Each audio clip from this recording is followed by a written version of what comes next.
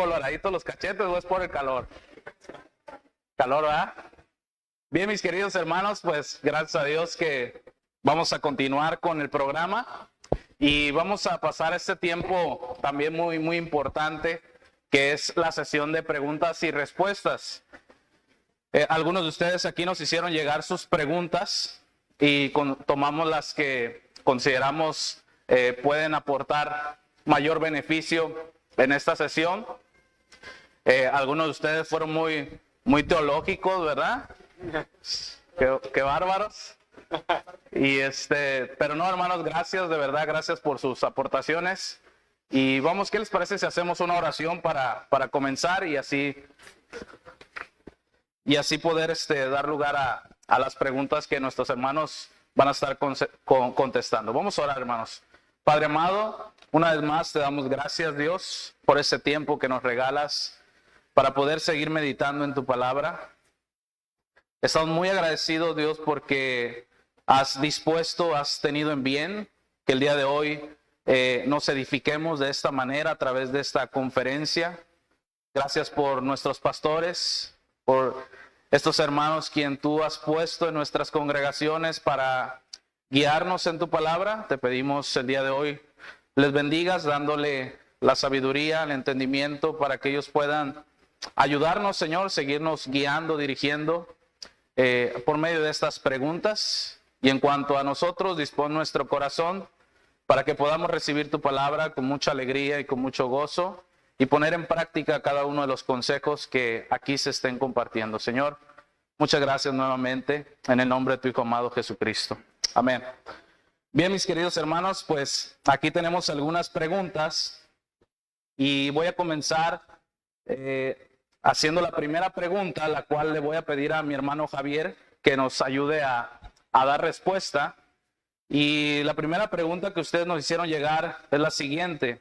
Dice así: ¿el culto familiar debe de ser una imposición o una invitación para los hijos? Adelante, hermano Javier. Bueno, ahí está. Hermanos, Dios les bendiga.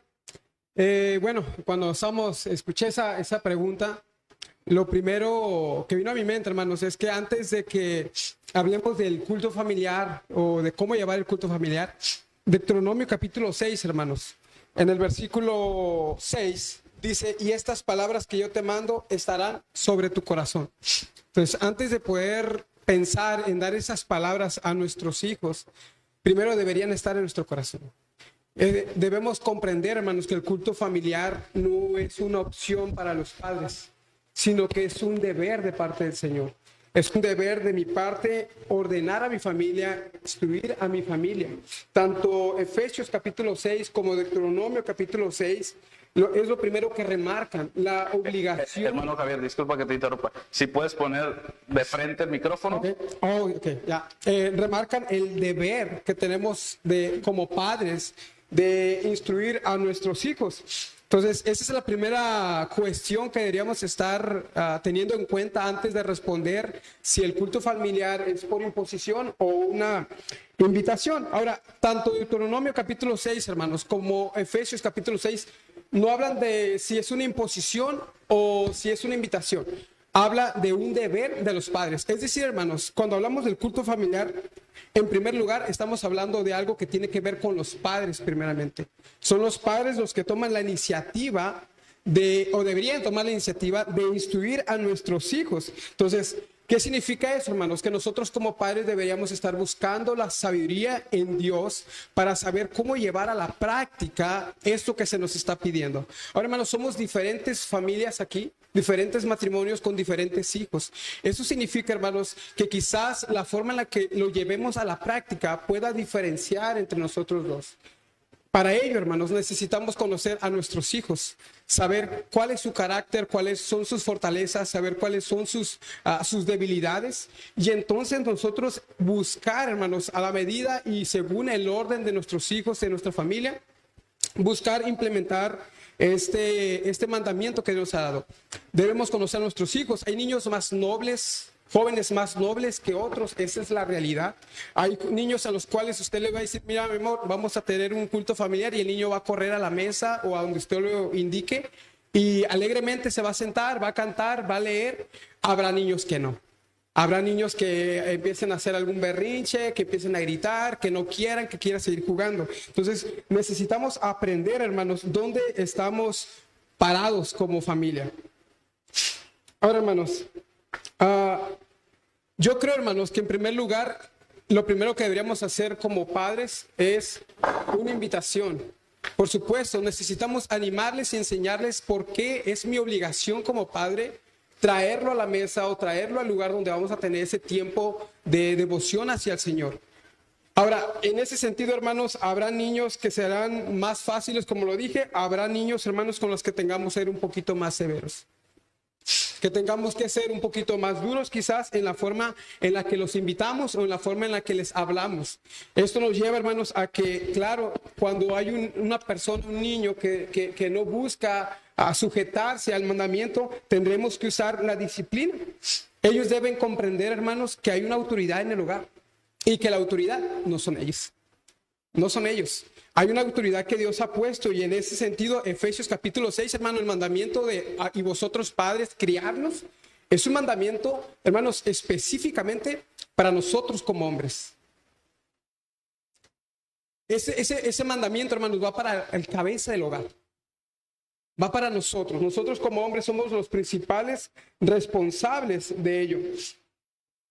Ahora, hermanos, va a variar, hermanos, cómo tú lleves el culto familiar, dependiendo de la edad que tengan los niños, si están jovencitos, si están pequeños, cuál es su edad, cuál es su temperamento. Y para eso, hermano, va a reconocer que ustedes conozcan a sus hijos para saber cómo pueden animarlos.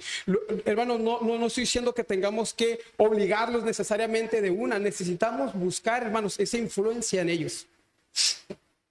Decía el pastor Héctor Saucedo que la etapa de los 0 hasta los 6 años, usted tiene la autoridad y el niño a lo mejor, usted no tiene que consultar al niño sobre qué va a comer o qué va a vestir.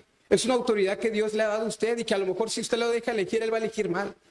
Pero quizás, hermanos, más adelante, de los 10 años en adelante, usted sigue teniendo la autoridad. Pero a lo mejor, hermanos, la autoridad que usted quiere imponer puede salir perjudicar más que ayudar. Entonces, ahí es donde comienza la sabiduría de saber y conocer a tus hijos para saber cómo puedes influir en ellos de tal manera que ellos estén ahí porque ellos quieren estar ahí. Pero cuando hay rebeldía, entonces, hermanos, yo creo que la disciplina necesita llevarse a cabo. Una disciplina, no estoy hablando de simplemente golpearlos, no, hermanos, disciplina estoy hablando de instruirles, de enseñarles, de amonestarlos, de exhortarles a que estén ahí, de enseñarles por qué es importante que estén ahí. Y hermanos, sobre todo, que nuestros hijos puedan ver la convicción primero en nosotros, antes de nosotros quererla vernos en ellos. Muchas veces nuestros hijos no quieren acercarse porque no han visto en nosotros verdaderamente una convicción. Entonces, en resumen, hermanos, primero es una invitación, por supuesto. Pero donde hay rebeldía, hermanos, tenemos que apelar a la autoridad de la casa. Una autoridad, hermanos, que debe ir acompañada con mucha sabiduría, con mucha gracia, con mucha paciencia, con mucho amor, hermanos. Entonces, ambas cuestiones, hermanos, es una invitación, por supuesto, pero también, hermanos, debemos entender que es nuestro deber y ese deber se debe llevar a cabo. Las escrituras no nos hablan de si ellos quieren o si ellos tienen ánimo o si ellos son cristianos o no son cristianos. Él habla de instruirlos, de enseñarle a nuestros hijos y ya las formas y las maneras, hermanos, dependerá de la sabiduría que Dios nos ha dado a cada uno de nosotros, pero eso debe llevarse a cabo. Bien, gracias, hermano Javier, por la respuesta. Voy a pasar a otra pregunta más. Esta vez me voy a dirigir al hermano pastor Agustín. Son dos preguntas, hermano. Voy a hacer la primera pregunta. ¿Por qué Jesús dijo, lo que Dios unió no lo separe el hombre? Buenas tardes, hermanos, Dios los bendiga. Bueno, hay que entender el contexto primero para responder esa pregunta.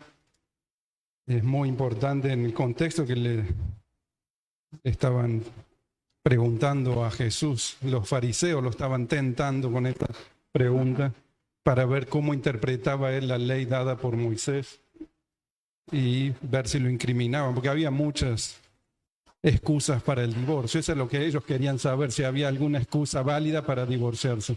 A ver. ¿Se puede ir a eso?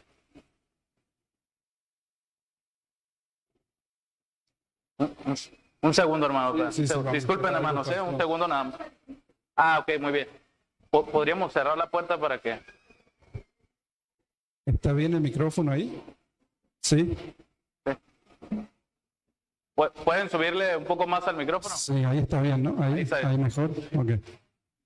Entonces, para entender la pregunta que le están haciendo a Jesús, o por qué la hermana pregunta por qué dijo Jesús eso, hay que entender el contexto y leyendo la porción donde se tienta a Jesús, vamos a poder entender por qué se le pregunta eso, por qué dijo Jesús que lo que Dios separe, lo que Dios una no lo separe del hombre. Dice en versículo 3 del capítulo 19 de Mateo, dice, entonces vinieron a él los fariseos tentándole y diciéndole, ¿es lícito al hombre repudiar a su mujer por cualquier causa? Y él respondiendo les dijo, ¿no habéis leído que el que los hizo al principio, varón y hembra, los hizo y dijo, por esto el hombre dejará el padre y madre y se unirá a su mujer y los dos serán una sola carne? Así que no son ya más dos, sino una sola carne. Por tanto, lo que Dios juntó, no lo separe el hombre. Y le dijeron, ¿por qué? Pues mandó Moisés dar carta de divorcio, repudiarla. Y él les dijo, por la dureza de vuestro corazón, Moisés les permitió repudiar a vuestras mujeres, mas al principio no fue así. Y yo os digo que cualquiera que repudia a su mujer, salvo por causa de fornicación, y se casa con otra, adultera, y el que se casa con la repudiada, adultera. Ahí dio una causa válida. Ellos estaban buscando cualquier causa, y Jesús, para no entrar en ese argumento de los fariseos, los llevó al principio. ¿Sí? Dios lo unió. Esto no es una institución de ustedes. Esto no es una institución humana, no es una institución temporal que se pueda uno separarlo o terminarla cuando uno quiere. No, primero entender que esto lo hizo Dios. Esta es una institución divina y no se puede separar, a no ser que Él lo separe. Él tendría sería la única autoridad que puede separar algo que Él ideó o diseñó. Así que, ¿por qué le preguntan eso? ¿Por qué dice Jesús no lo separe el hombre? Por eso, porque Dios la diseñó al matrimonio y no hay nadie más que tenga esa autoridad o ese poder de hacerlo, porque al principio fue así. Hermano, gracias. Sí, muy bien. La siguiente pregunta era, ¿de qué manera la oración fortalece la relación matrimonial? Perdón, y para aclarar la segunda parte, era la dureza del corazón. Si la otra causa es, si se divorciaban o se separaban, es por la dureza del corazón, porque no pueden perdonar, porque no quieren perdonar. Sí, esa es la clave de todo, el problema de todos los matrimonios. No podemos o no queremos o no hemos entendido el perdón claramente, y eso es lo que lo quiere llevar Jesús. El perdón es el que restaura todo y que pueden volver a estar juntos si tuvieran en su corazón el perdonar. Amén. Así como Cristo los perdonó a ellos, o como Así es. Dios, a través de Cristo, obviamente. Así es, hermano. Sí, quería agregar esa segunda parte que era importante. Sí, hermano, gracias. La siguiente pregunta era entonces, ¿de qué manera la oración puede fortalecer o fortalece la relación matrimonial? Sí, la oración individual y la oración entre los dos cónyuges, sí, la fortalece.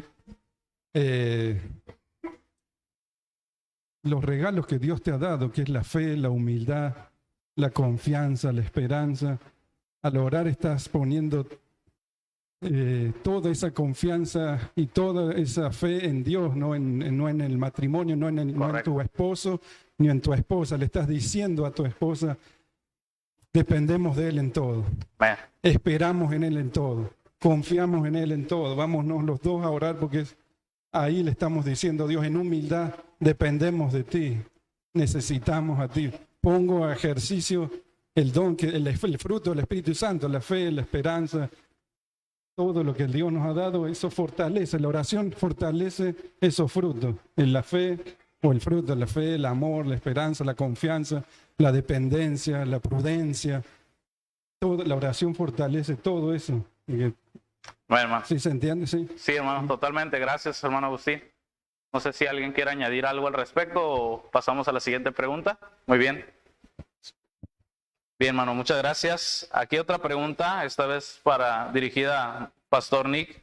Dice la siguiente manera: si una hermana desea ser miembro de una iglesia local, pero el esposo aún no quiere hacerse miembro, suponiendo que no hay nada malo en sí en esa iglesia, ¿cuál sería el proceder de la hermana?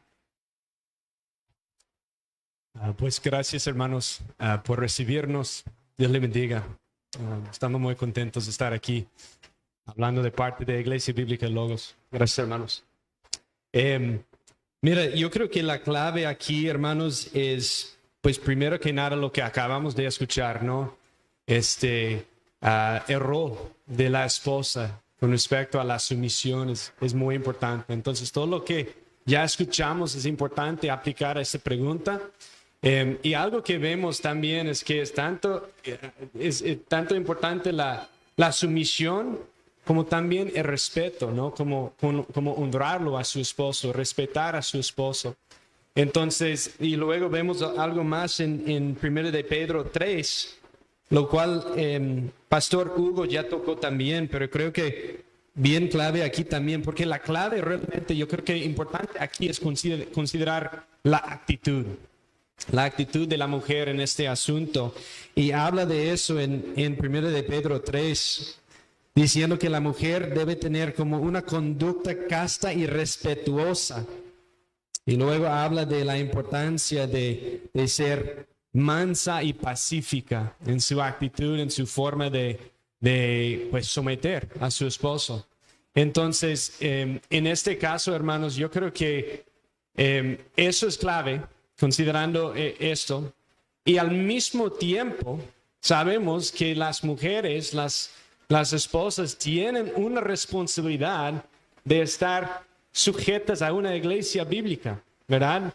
Una iglesia de sana doctrina, donde realmente puedan ser edificadas ellas. Eso es clave también. Entonces, si el esposo no está proponiendo como una iglesia de sana doctrina, para que la esposa pueda seguirlo, pues entonces ella tiene la responsabilidad primero de obedecer a Dios y estar sujeta a una iglesia de sana doctrina donde ella pueda recibir y de nuevo ser edificada. Pero hay otra cosa aquí. Entonces vamos a imaginar que en este caso el esposo no está proponiendo una iglesia de sana doctrina, ¿ok? Entonces ella quiere ser parte de una iglesia de sana doctrina, su esposo pues no tiene otra opción. Está diciendo, no, sabe que no me gusta esa iglesia, de hecho no quiero congregarme ahí por lo que sea, una razón que no es necesariamente bíblica. Pero vamos a decir que el esposo sí está proponiendo una iglesia de sana doctrina. Y tal vez la mujer ya pues tiene la preferencia de estar aquí, pues es que los hermanos ahí, estoy más contenta ahí con ellos. Pero el esposo dice, no, pues esa es la iglesia.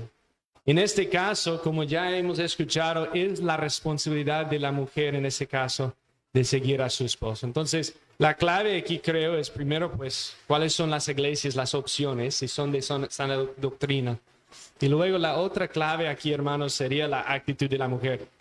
En buscar y en someterse a esa iglesia.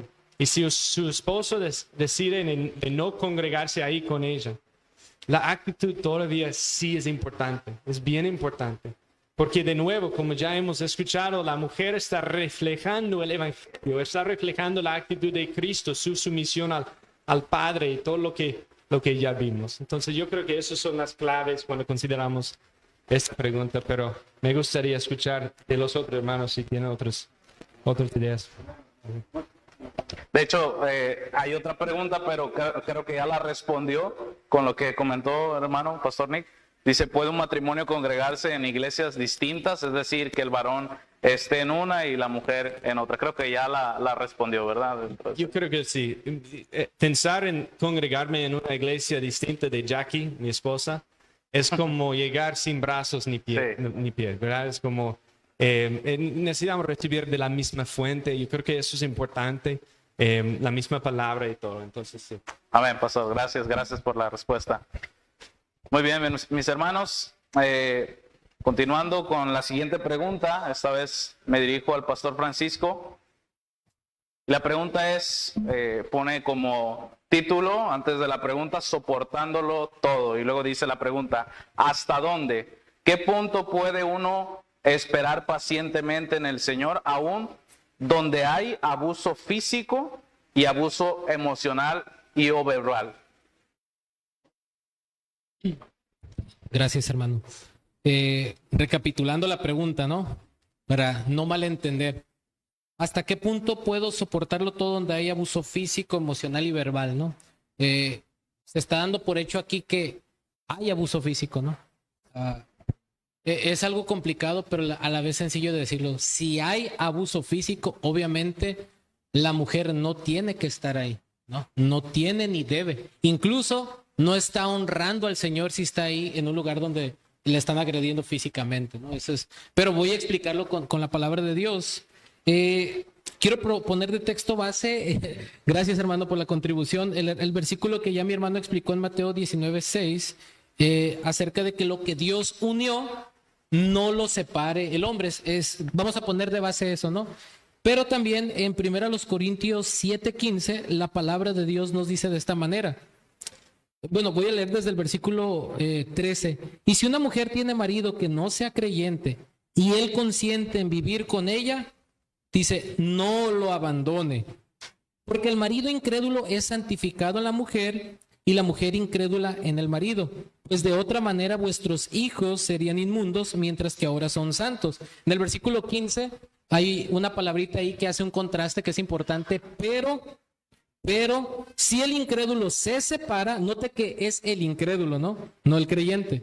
Sepárese, pues no está el hermano o la hermana sujeto a servidumbre en semejante caso, sino que a paz nos llamó Dios. Versículo 16. Porque, ¿qué sabes tú, oh mujer, si quizá harás salvo a tu marido? ¿O qué sabes tú, oh marido, si quizá harás salva a tu mujer?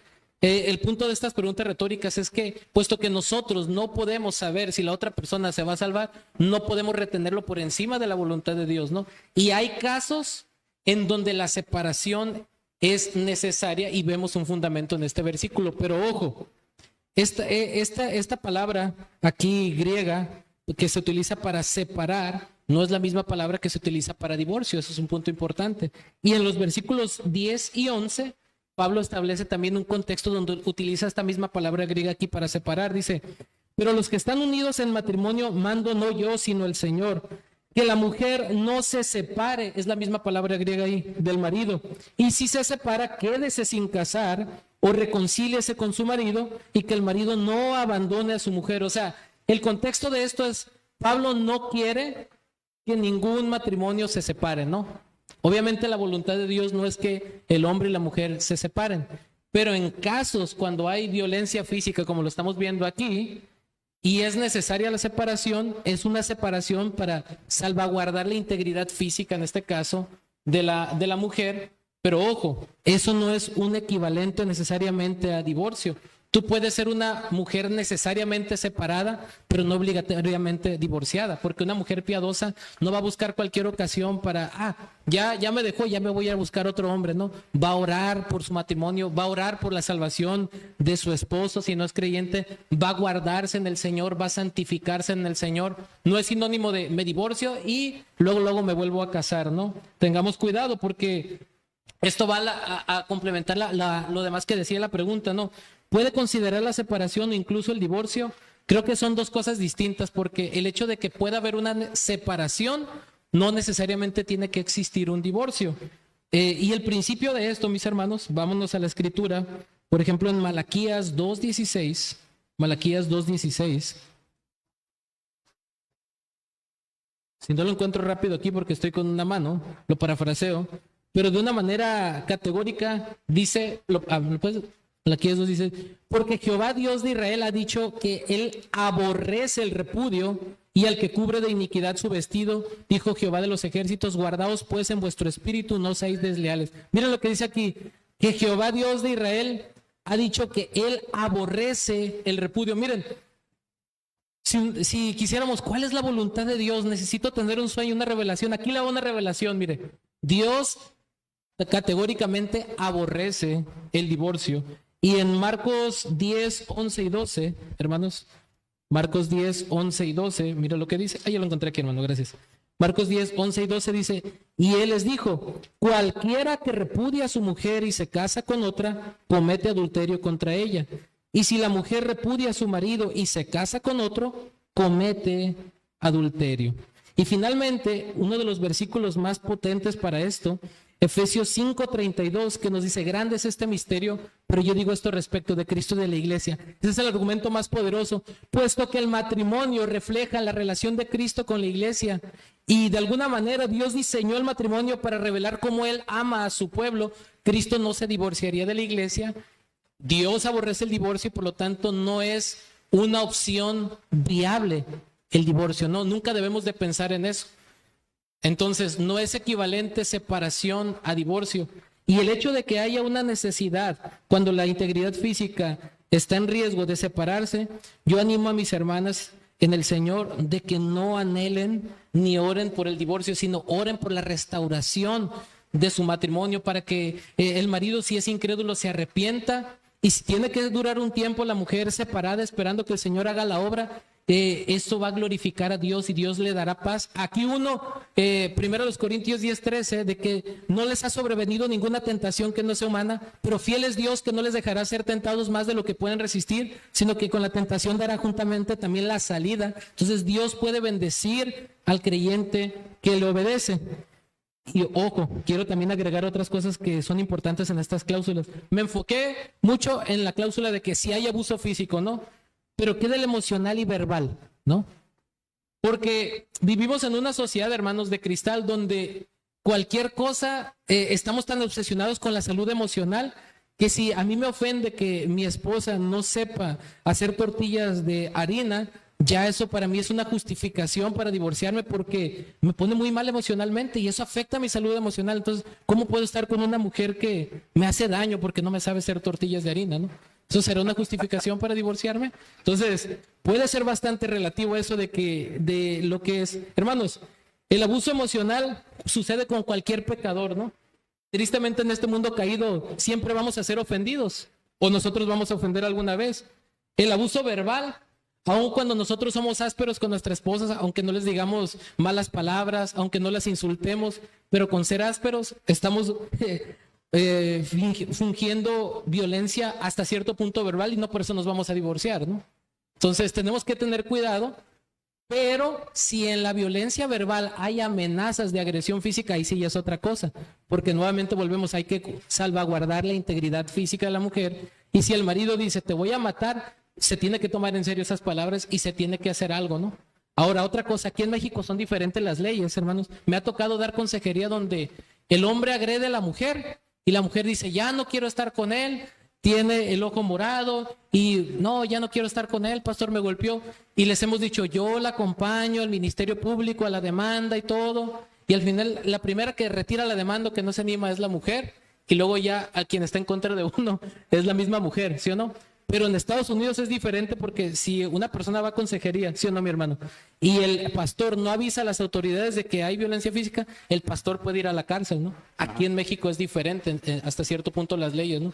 Pero obviamente uno siempre tiene que salvaguardar la integridad física de la mujer. Ahora, ojo, hermanas, usted dice, mi esposo es bien violento. Sí, pero antes de que él te estrellara la botella en la cara, ¿tú le diste una patada y una cachetada? O sea, no, eso no justifica, ¿no? Pero estás provocando tú la violencia. O sea, ese hombre es violento porque definitivamente es incontrolable, llega y te llega golpeando, o tú haces cosas para que él sea violento y luego te victimices y diga, no, es que mi esposo es medio violento, ¿me da permiso de divorciarme? Se fija que la cosa es mucho más profunda de lo que está a superficie. Entonces, siempre, hermanos, la intención es la restauración, porque el divorcio nunca va a glorificar a Dios. Una reconciliación sí, porque refleja el evangelio. Dios se reconcilia con nosotros a través del perdón que nos ofrece en Cristo.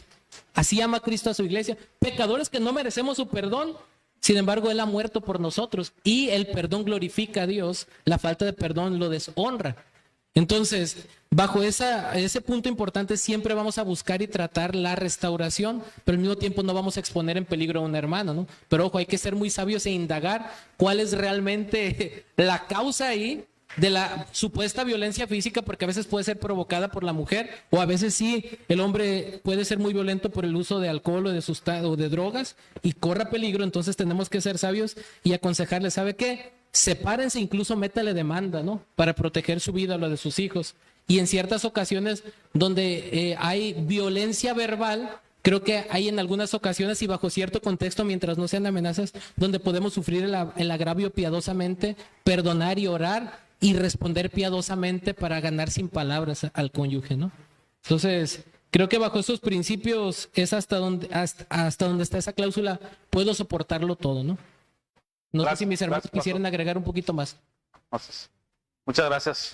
Muy bien. Gracias por la respuesta, Pastor Francisco. Amén.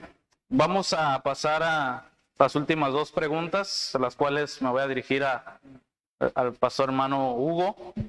Dice, la primera pregunta dice, en un matrimonio siempre se tiene que tener relaciones aunque alguno no esté de acuerdo. Bueno, me la dejaron la más complicada a mí, ¿no? Gracias, hermano, ¿no? En la próxima sesión la respondo. Sí y no, no y sí. Depende de los casos, hermanos. No todos los casos son iguales. Tenemos que tener en mente que si se trata de un matrimonio en el Señor, si es un matrimonio bíblico, si es un matrimonio de dos personas que son creyentes, la palabra de Dios es muy clara al indicar de que en 1 Corintios capítulo 7 habla el apóstol Pablo acerca de que tiene que cumplir el deber conyugal, ¿no? Habla de ese deber conyugal y puede ser tanto del hombre como la mujer para con el hombre. Y habla acerca de la potestad sobre el cuerpo propio. Dice que el cuerpo del cónyuge ya no es de él, es de la persona. El de la esposa, su cuerpo es de su esposo y el cuerpo del esposo es de la esposa. Es una relación mutua, ¿verdad? Y da pautas ahí, que hay un momento, ¿no? Todo lo que se quiere bajo el cielo tiene su hora, dice el sabio Salomón en Eclesiastés capítulo 3. Hay un tiempo para eso, hay un tiempo indicado y es un tiempo en donde se tiene que disfrutar con amor, con precauciones. Y la base está en que si es que se van a negar, tiene que ser un consentimiento mutuo, ¿no? Dice ahí el apóstol Pablo. Tienen que buscar un acuerdo, estar de acuerdo y tiene que ser una razón válida, como algún problema de salud, algún trauma emocional, espiritual, y tiene que haber un diálogo, ¿no? No es tú cumple con el deber porque la palabra dice que no te niegues. Eso es un dictador, ¿no? Los hombres tenemos que ser sensibles a esa realidad. Ahora, también las mujeres tienen que ser sensibles a la necesidad de su esposo, porque a veces las hermanas, claro, las hermanas están con la familia, con la casa, a veces tienen que incluso ir a trabajar, los quehaceres, tienen que lidiar con los cabezones de nosotros, los esposos, y dicen, no, es que estoy cansada. O sea, claro, se entiende que estás cansada, pero no puede ser que todas las noches estés cansada. ¿Por qué? Porque habla acerca de eso, de que no hay que dar cabida al diablo. Dice que para que no estén tentados por Satanás a causa de la incontinencia. Hay que tener cuidado, hermanas. Si están en un matrimonio cristiano, hay que dialogarlo, hay que poner pautas. La mujer tiene que poner de su parte y el hombre también mayormente tiene que poner de su parte. Una cosa que tenemos que tener claro los varones es que no somos igual que las mujeres, ¿no? El hombre, como hablábamos un momento, esto es lo que hay que hacer, esto es lo que necesitamos hacer y normalmente queremos hacerlo y queremos hacerlo ya. Y no pensemos al respecto, no lo hablemos. La mujer no está así hecha, no fue creada de esa manera. Entonces, varones, tengan mucho cuidado. Ahora, cuando se trata con alguien que no es salvo, ahí tienen que tener cuidado las hermanas de no caer en el pecado de que le estén pidiendo cosas que vayan en contra de lo que dice la palabra. Y cada cada situación es diferente. Yo los animo, hermanas, a que si estás en una situación en donde tu esposo es inconverso, que busques a tu pastor. Que busques al pastor para que haya una consejería bíblica, para que se examine cuáles son las situaciones. Los parámetros bíblicos son claros, ya lo leímos, no tenemos que volver a leer en Primera de Pedro capítulo 3, versículos 1 al 2. Tiene que haber, habla acerca de que las mujeres tienen que tener una conducta casta y respetuosa. Eso también se traslada a las relaciones, ¿no? Tienen que ser relaciones santas. Tiene que ser relaciones, por así ponerlo, bíblicas, no lo que se ve en el mundo. Entonces, tengan cuidado, hermanas, traten de dialogar con sus esposos. Esposos, tengan, por favor, amor por ellas, como vamos a ver en la última sesión. Y si se trata de un esposo que es inconverso, hermanas, oren por él, demuestren a través de su conducta casta y piadosa, buscar ganarlos, pero también pidan consejo, por favor. Hermanas también que están dentro de la congregación, hermanas que a lo mejor los pastores han puesto, que son a las que pueden acudir y pueden hablar de ciertos temas. Hermanas prudentes, hermanas que ya han pasado a lo mejor por eso y conocen lo que dice la respuesta divina, ¿no? La divina respuesta, que es importante. Y seguir orando, no bañar todo con oración, ¿verdad? No sé si alguien quiera añadir algo más.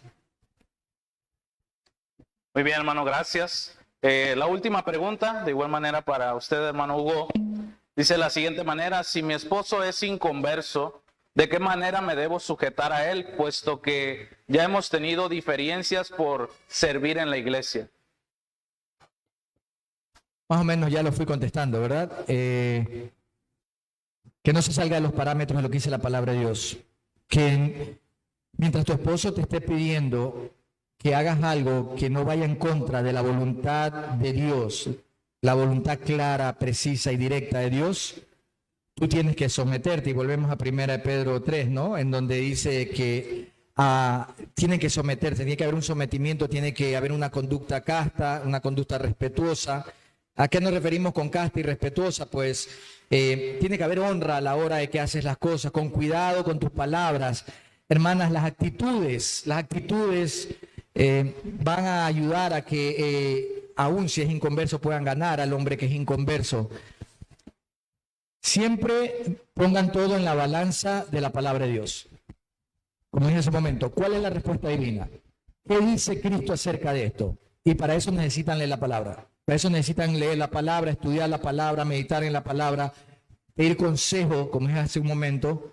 Si tu esposo te está pidiendo hacer cosas que no son bíblicas y te está exigiendo algo que ofende directamente a Dios, pues bueno, todos conocemos lo que dice Hechos capítulo 5, versículo 29. Es necesario obedecer a Dios antes que a los hombres, cualquiera que sea la autoridad. Eso aplica a la autoridad puesta en lo civil como la autoridad puesta en el hogar. Si te están pidiendo hacer algo en contra de la voluntad de Dios, con sabiduría respondes: eres mi esposo, te amo, quiero servirte, pero no puedo pecar contra Dios. Se me vienen a la cabeza las palabras cuando José estaba huyendo de la esposa de Potifar y le decía: no solamente cómo voy a hacer esto en contra de mi amo, ¿no? Que no me ha negado nada y solo a ti te ha guardado para que no tenga ninguna relación contigo, pero sobre todas las cosas, ¿cómo voy a hacer esto en contra de Dios? ¿Cómo voy a pecar en contra de Yahweh? Esa tiene que ser nuestra actitud.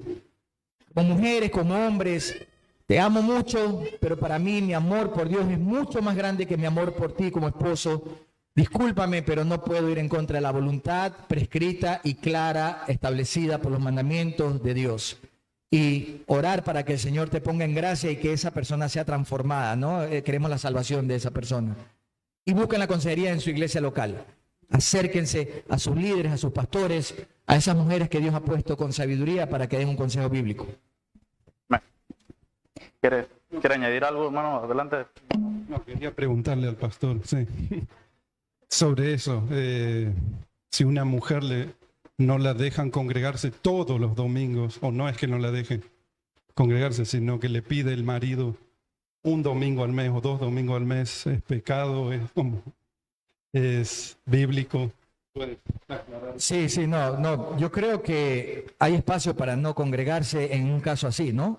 Volvemos a 1 Pedro, está hablando acerca de una conducta, ¿no? Está hablando de que aún sin palabra, o sea, sean ganadas sin palabras por la conducta de sus esposas.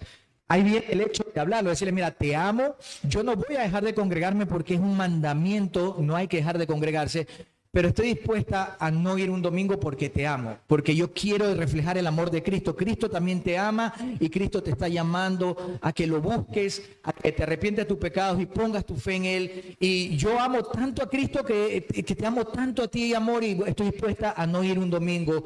Ahora, lógico, si le pides, pues no, bueno, no vayas otro domingo y después dice otro domingo, entonces ahí sí ya tienes que, claro, tomar otra posición, decir, mira, no puedo ir en contra de lo que me manda mi Dios.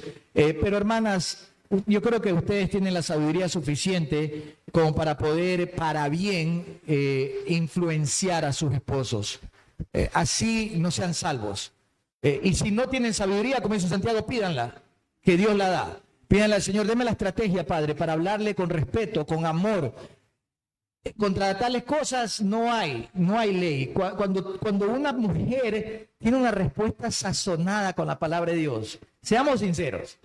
O sea que cristiano o no sea cristiano, aunque esté endemoniado, creo que el demonio se sale corriendo de ver una respuesta linda de una mujer bíblica, ¿no? Es la realidad, eso va a pasar. Tarde o temprano el Señor va a respaldar su palabra y sí, no estaría mal decir, bueno, amor, estoy dispuesta a los 4 domingos, ofrecer un domingo para estar contigo, pero lo que pasa durante la semana es lo importante. El ejemplo, cómo crías a los hijos, cómo tienes la casa, cómo lo cuidas a él a pesar de sus errores y sobre todas las cosas, cómo oras por él. Que él pueda, aunque no crea en Dios, pueda decir, mira, yo no creo en Dios, pero si existiera un Dios sería el Dios de mi esposa. ¿Ok? Bueno, gracias.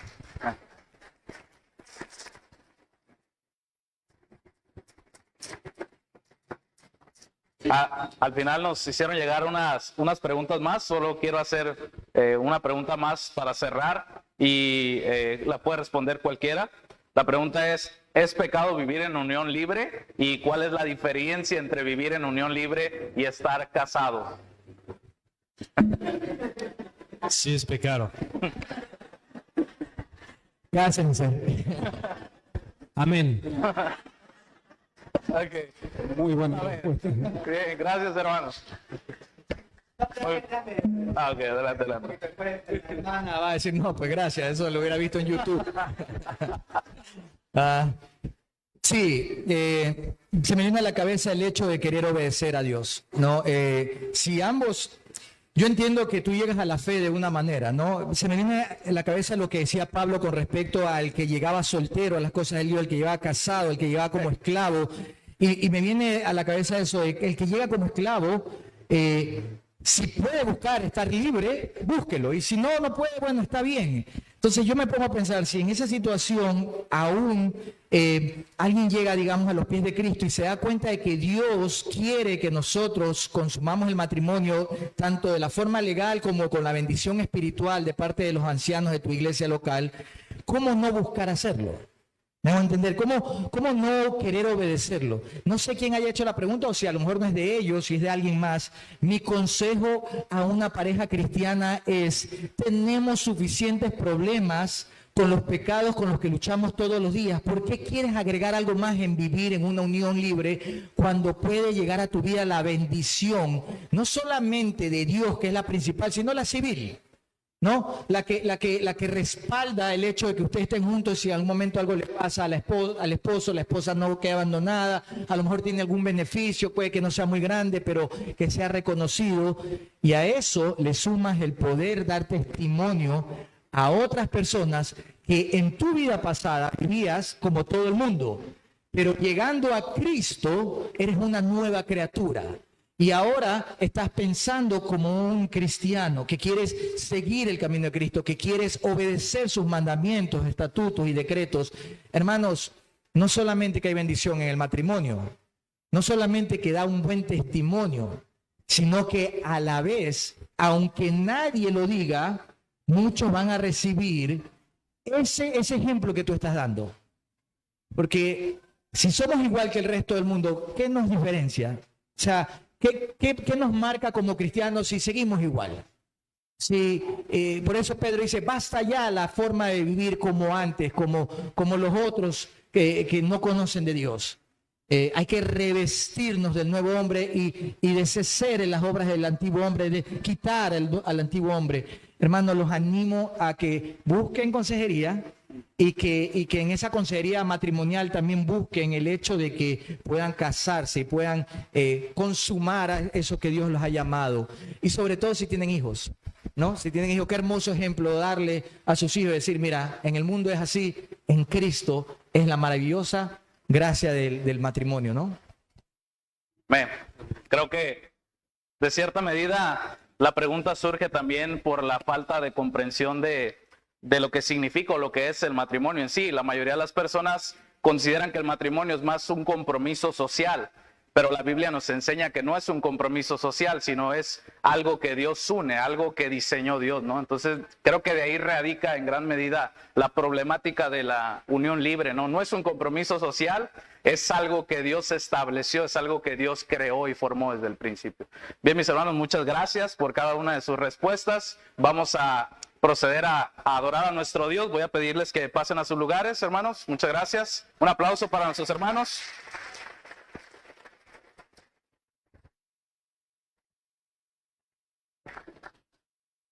Vamos a seguir cantando y adorando a nuestro Dios, hermanos. Bendito sea el Señor por este tiempo que hemos podido aprovechar bastante para meditar en las verdades de la Escritura. Voy a pedirles que se pongan de pie, hermanos.